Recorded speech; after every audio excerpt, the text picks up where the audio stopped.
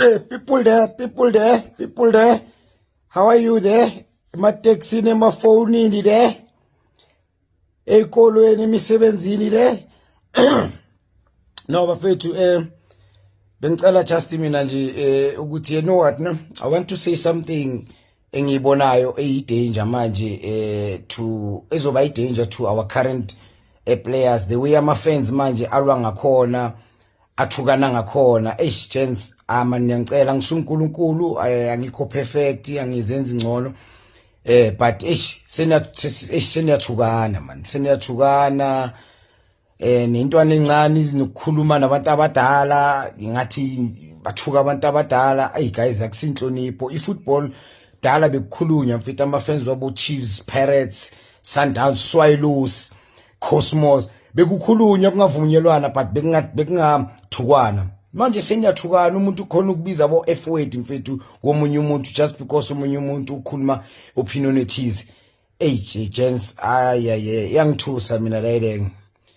Yeah, yangithusa, but to you really Ntwana uyi-star, you've got a great future Ntwana yami. This is my advice to you. Wena mfana mele usidlule sonke nabo Steve Likweleya nabo banibani, you must achieve more than us, and you've got the talent to do that Ntwana yami. So I'm advising you, ngiyacela ungamameli yonke lento ukuthi bakucompare nobani ubani ukuthi better, because it can be danger to your career. Don't listen to that. I know you are a very humble boy.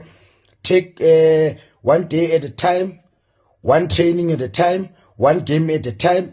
Compete with yourself so that you can improve.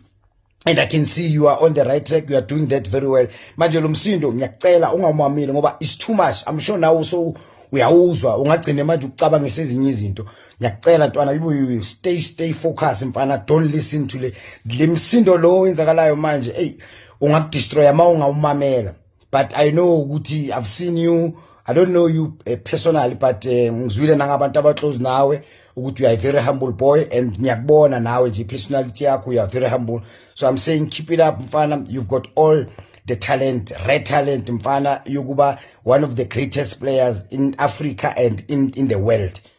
Young Foster now Tiam. Suthi South Africa angisayibali.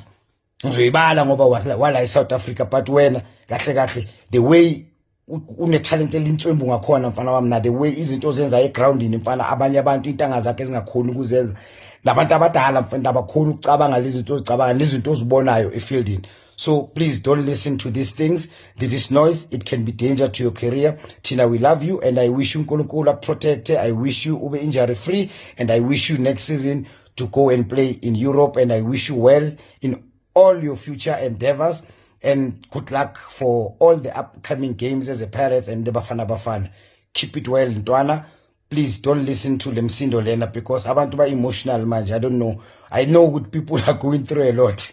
Amapetrol ayakhuphuka, ukudla kuyadura, kuningi. So abantu nje abasakhona ukuthi babe ne a civil conversation nje right. But I'm saying to you, don't listen to these things boy.